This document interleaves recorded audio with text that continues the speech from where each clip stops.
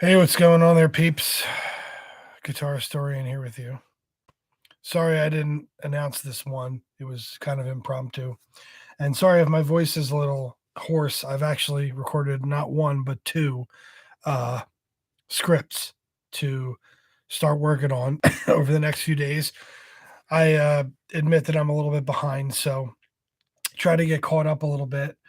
And just figured I would pop on for a little bit and do a quick unboxing of something, making a couple announcements as far as the channel, and just talk about life a little bit, and just give everybody an update as to what's going on and whatnot. So let's do the fun thing first because I really want to get it open, and then we can go from there. I have a box down here. It's a rather big box. What's in it? Well, I know what's in it, but I'm going to keep you guys intrigued for a couple of minutes while I take the tape off. But I decided that, I kind of did a little bit of a project last year, and it came out pretty good. And I figured I would go a little bit more crazy this year and do something that was even more of a project.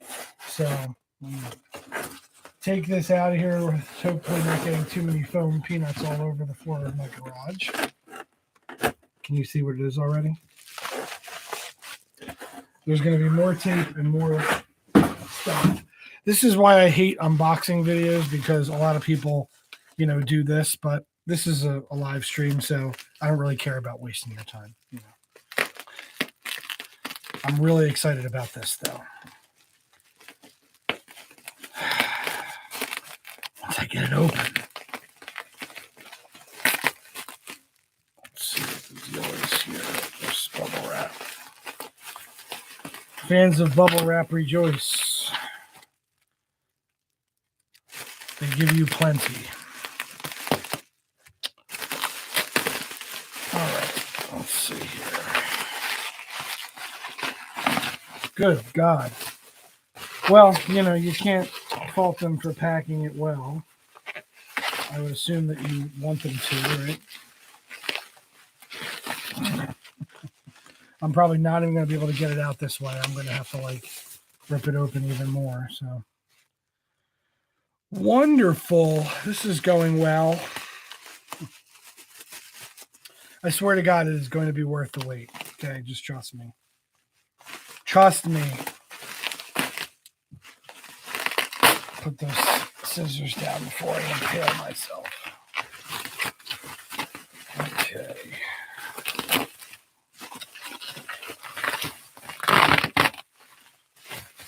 Almost out. Almost out. And like one more layer. I can see it.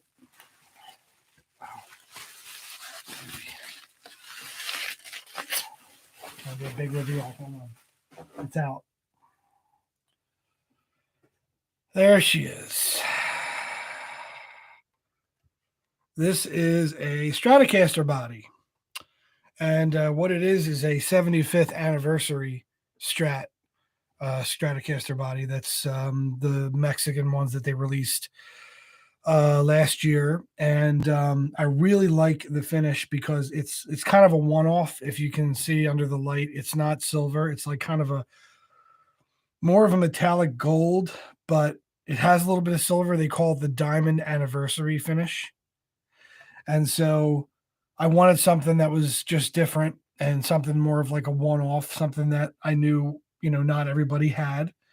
Because I have, what I did was I took my other player Strat. This is actually what I took out of my Strat. These are just the player Strat pickups and a humbucker. I put in a vintage noiseless, pre-wired pickguard, and love it, really do, because it's the 3 single coil. And the humbucker I wasn't really feeling, but with this I figured I would reuse it, put a black, I have already got the back plate in, which I know nobody uses, but I wanted to have the back plate for it just in case. But I have black pickguard coming in for it. Obviously going to need a 2-point tremolo. and all the fittings for there, and the input jack and everything. But when I was a kid, I used to build models, and I just, building a guitar myself just kind of makes me feel more like it's mine. It gives me that feeling of like, I did this myself, and so I just figured I would, get a color that not everybody has. I know they sold quite a few of these, but they're not everywhere. They only did this color on that version. So now I'll kind of be making my own version of the 75th anniversary Strat. So yeah, I mean, um, yeah, Hail Mary said, "Hey, HS Ace, what's up, guys?" Andy, the usual suspects coming back. Um, Well, Sean, I actually do have mine on my other player strat. I do like them on there. I know a lot of people take them off because they can kind of get in the way for string changes. So, but I don't. I play with my tremolo decked, so I don't really see the need to do a whole lot of surgery back there. So I do keep mine on, and I probably am going to keep the black one on here. But Hail Mary asked if it was an HSH. This is basically how they cut them all now these days because of all the different configurations that they have for the strats. So I think that they just automatically cut them this way so that it's cheaper and faster for them to just put whatever into there. So they're all cut like this. But I probably intend to do single coil humbucker. I'm not 100% sure if a wide range would fit in here, but I have a wide range fender that I'm using in my Telecaster Deluxe right now, my Squire Telecaster Deluxe. And I know it won't fit in the pick guard, but I'm thinking about maybe trying to do some things there. I don't know. I haven't decided yet. But at the very least, I'm going to upgrade the humbucker in that, and I'm going to put the whole thing in here, and we're going to kind of go from there. So I think it's going to be fun, and I'm going to obviously document this as the way, as the thing goes on. So just channel updates. I just recorded 2 videos, so my voice is a little bit raspy right now. But the one is a fun one, and I think you guys are going to enjoy it. I'm going to kind of keep it under wraps until I release it, but that'll be the first one I put out. It'll be out this weekend. And then the second one is the next Forgotten Fretmasters, which I kind of struggled with who I wanted to do, but I had a script already in hand already, and I just decided to do it. It was for Mary Ford, Les Paul's wife, and it's just kind of a quick one. And I think that it's a nice little like kind of backstory to Les Paul. It kind of adds a little bit of flavor to Les Paul himself. So, the fact that she was a guitar player as well, and she was pretty good.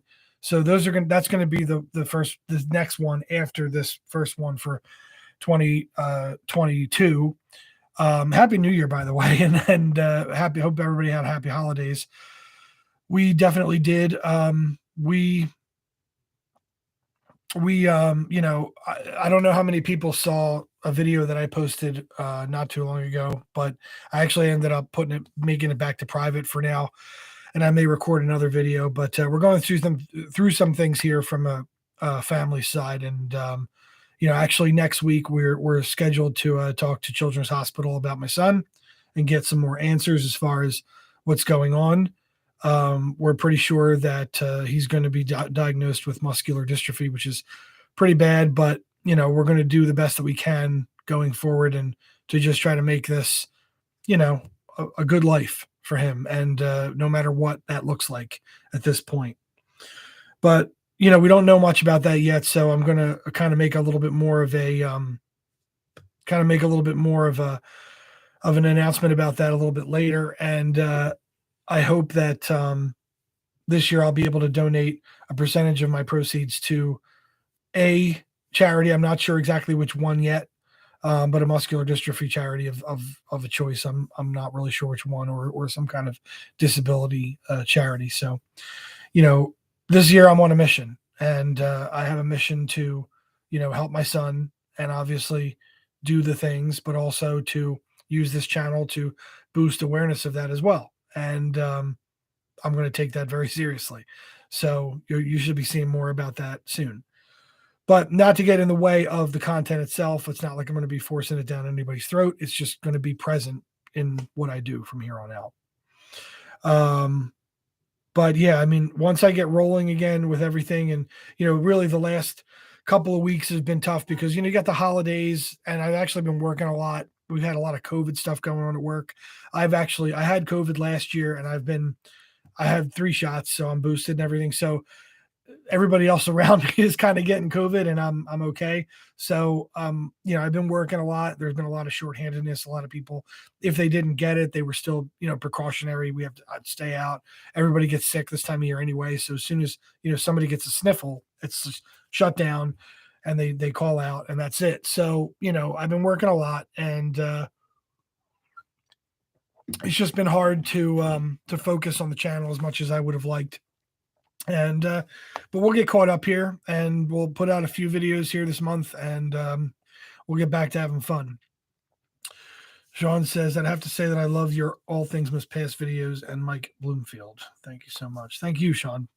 Appreciate that. Mike Bloomfield, it's a shame. It's a shame that he's one of these guys that like just never was recorded right. If anybody knows what I'm talking about, like you hear players that they knew how to record a guitar just at full blast. People, I think it wasn't really until like on the other side of the pond when Eric Clapton played on the Beano album where I think producers finally got how to deal with the red line of the guitars. And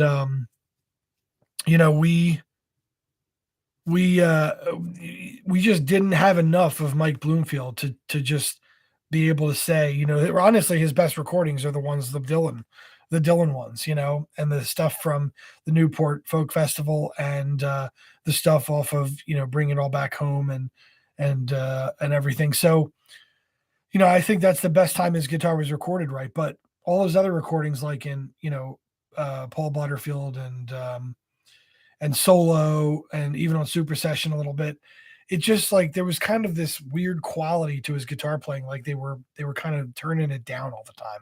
I don't know. But yeah, and the All Things Must Pass, I mean, it's just fun, it's just fun stuff. So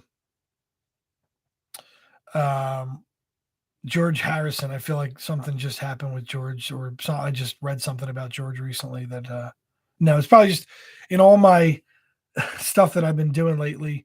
I've just come across his name like a few hundred times, and it's just amazing how many times his name pops up in a lot of things. And you wonder, like, there are certain guitar players who you look at, like the SRVs and Eric Clapton, Jimi Hendrix, people that their talent is just breathtaking. But then there's guys that are just under the radar, but still just as influential as some of these other guys. So I think that I think George is just one of these guys that I don't know. It's just like hard to pin down, like how good he was, because he was that good, but it was just a low key kind of good. You know what I mean? How did I feel about Get Back? I loved it, but I am a Beatles freak. I wanted to see more of the Alan Klein stuff because I do feel as though Alan Klein was what broke up the Beatles, and I have always felt that, and this only cemented that for me. The fact that there was a lot going on, and you can see what you can see in Paul's face that he didn't like. He didn't like it. He didn't like Alan Klein and everything. But with George in Get Back, I really kind of felt like he was like the hero of the fact that he was the one that was just like, we're here to play music and like I won't say like it was obviously a business for them. They wanted to make money. This was their job. One of the things I pointed out in my last video about it, where I was talking about how they just kind of showed up in the morning with it was almost like they had the lunch pails and the hard hats, like morning, or they were like around the water cooler in an office building, like morning. It was just, it's very mundane, It's like you don't see the Beatles like coming in to work just like they're going to an office, but that's really what it was like. And the George stuff, like him leaving and everything, that whole moment when he left, I mean, he did it obviously in a very passive aggressive way. And this is, one of the things you got to remember is that George was 25 years old. Like, did you do anything right when you were 25 years old? Like, did you know how to have the emotional maturity to like have a conversation with a coworker that was like not confrontational? You know what I mean? So, in his mind, he's just going through all this stuff in his mind about how, what's going on. Paul's being a martinet and John is just messing around and he's not taking anything seriously. And then he's caught in the middle and nobody wants to play any of his songs. And it's like, he's just kind of like, well, I'm not happy. So if I'm not happy playing music, then why am I here? And he just walks out. So, I think him doing that actually is what, because then you saw how they scrambled. They just scrambled, to get him back because they realized how important it was that the four of them remain together. And if they four cannot remain together, then the Beatles no longer exist, right? Like you can't say, let's just go get Eric Clapton, like John was saying. But I don't think anybody I think there was a point where he said we should go get Eric Clapton, and then nobody said a word because they just knew it's impossible. Like, dude, it's not going to happen. Like I know you just did the circus and it was cool, and you did your blues, and he's amazing. I get it, but like he can't be a Beatle. It's just not going to happen. So I think all it did was solidify the fact that the four of them together were just so good. And the last thing I'll say about Get Back was I don't know how many people felt this, but like if you watch the entire thing, a lot of what they do in the studio is just fucking around. I mean, they're just like, playing like stupid shit and like doing whatever they want to do, right? And you're wondering like, are they planning on like recording anything at this point? But then the times when they did record, you saw like down to business, focused laser beams, and even though they didn't quite come out all right all the time, it was still good. And but then the rooftop concert happens, and I literally sat there with my mouth open for like the entire 40 minutes because it was breathtaking how good they were. Because you listen to the last 5 hours of all the stuff of them fooling around in the studio. And then they get on the rooftop when people can actually hear them. And it's just like, oh my God, like how good are they? And then you hear about like a lot of the angst that went into Abbey Road and things like that. And a lot of the different, fights and arguments that they had there. And then, it moves on to this whole meeting that supposedly happened when Ringo was in the hospital. And, they were talking about, making another album after Abbey Road. And John was actually kind of running that meeting. And one of the things that I kind of felt a little bit was that John was kind of looking at that meeting as the last straw. He was looking at it as like, this is it. Like, I'm going to go in there in good faith and I'm going to try one last time to keep this together and see how everybody's feeling. Paul went into the meeting thinking, well, he's done. John's done. What are we doing here? And it was just kind of putting people down and, sleepy, just kind of like he was already drinking too much at this point in his career. And, he just wasn't really feeling it. So that goes into, I don't know if you saw the McCartney video that I did, but that was one of the more recent videos that I put out. And, that's like he was already kind of in his slide of depression at that point. So, that whole decline, there was definitely the Get Back kind of filled in all the blanks that we already kind of knew. And a lot of things that Paul said over the years, and a lot of things that John said over the years, and a lot of hints and things in innuendo and things like that. And it just Get Back kind of made all of that, made it make sense, and there you go. So if you're just joining, I unboxed earlier this beauty here. It's a Fender Stratocaster body. It's the 75th anniversary color. They call it the Diamond Anniversary finish. I would call it like a gold flake. It looks kind of like, but there's also kind of like a silver gold. It's like a silver and gold kind of thing.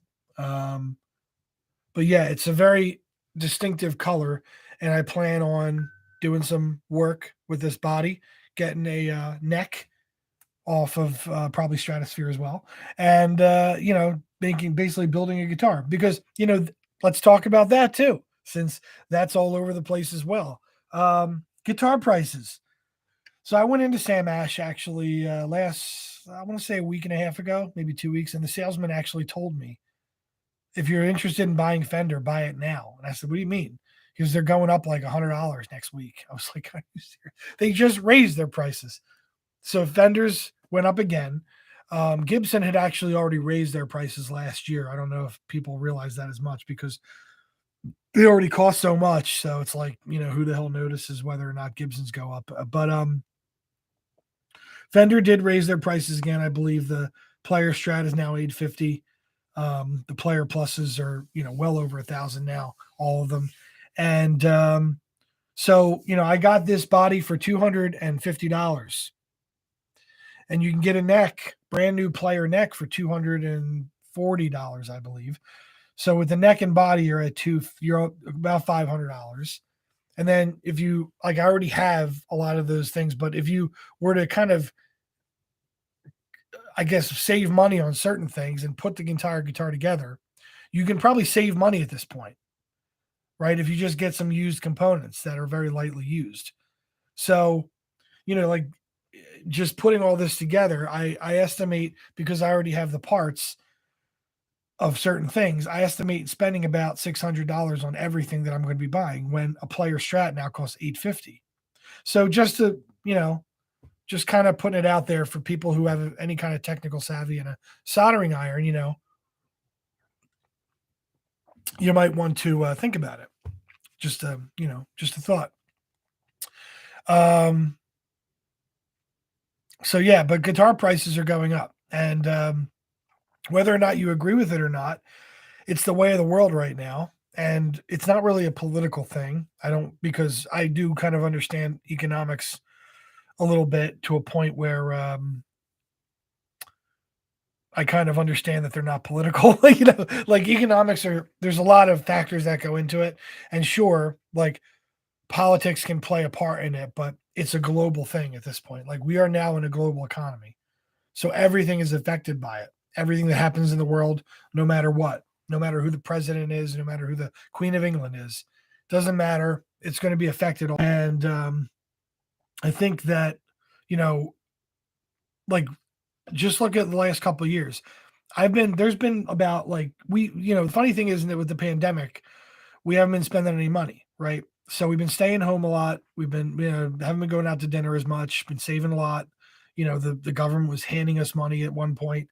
So we put a lot of it away, and we actually have a lot of money now. But the problem is that the cost of doing these home improvement things are like ridiculous. So, I think that that's part of the problem why guitar prices are going up, because the literal cost of wood is so much more than it was. And I think, the guitar makers are going to have to make some tough decisions about the quote unquote tone woods and whether that really makes a big difference in electric guitars or not. Excuse me. That's my beer coming back up. Gary asked tuners and get a steel block for sustain. Well, I have, no, those are the Epiphones. I got so many parts. I have Fender tuners that I took out of my other Player Strat, and I have locking tuners in the other one. So my other blue one that you might have seen on the channel a little bit, maybe here and there, that's my baby. And once I build this, we'll see how it goes. But that right now is like my main guitar. And I kind of pumped a lot of money into that. I got the vintage noiseless. I got the locking tuners. I have a couple other things. But Gary, if you're still watching, so this is the box that the noiseless pickups came in. But this is the original pickup, or the original pick guard that I have. I was just going to drop it into this. I may do something with the humbucker because I wasn't a huge fan of the humbucker. And that's one of the reasons why I went back to the SSS parts, because I was just like, I wanted the real the Strat tone, which that definitely gave me. But I'm okay putting the humbucker back in there. I just don't know what humbucker it's going to be at this point. I actually have a Fender wide range humbucker that I pulled out of my Squire. This is the Squire one that I replaced with it. So you see, I'm at the workbench. I have like parts laying everywhere, from all of my upgrades that I've done over the last couple of years. I have the original Squire bass, my jazz bass things. I have the Epiphone humbuckers that I pulled out of my Epiphone. I just have parts all over the place. So I can do a whole lot of stuff with it. And that's one of the reasons why I did this. I really just need the body and the neck. So, and the necks aren't, like I said, that expensive. So, everything else I can and the tremolo, I do need to buy that, but that's not really too bad. So yeah, so that's my plan. That's my plan. So it's going to be fun. So what I'll probably do is I'll do workbench Wednesdays again when I'm upgrading different things. We'll actually do it live here on the workbench. This is I'm actually recording on my new computer here. This is I got one of the new MacBook Pros, the real saucy ones. And it's got a really nice webcam in it now. The old one had a horrifyingly bad webcam. I think it was like 180 pixels or something. I don't know. It was terrible. It was a 2012, so it was really old. But yeah. So, that'll be another thing that we kind of do throughout the first part of the year is I'm doing this, just upgrading this slowly. And that's about it. Like I said, I'll try to keep everybody kind of in tune with what's going on in the home front with my son, because I do want to partner with some kind of charity, with the muscular dystrophy charity. We're just not sure which one that's going to be yet. It'll just make me feel better. It'll make me feel like I'm contributing in some way, because it's just one of those things.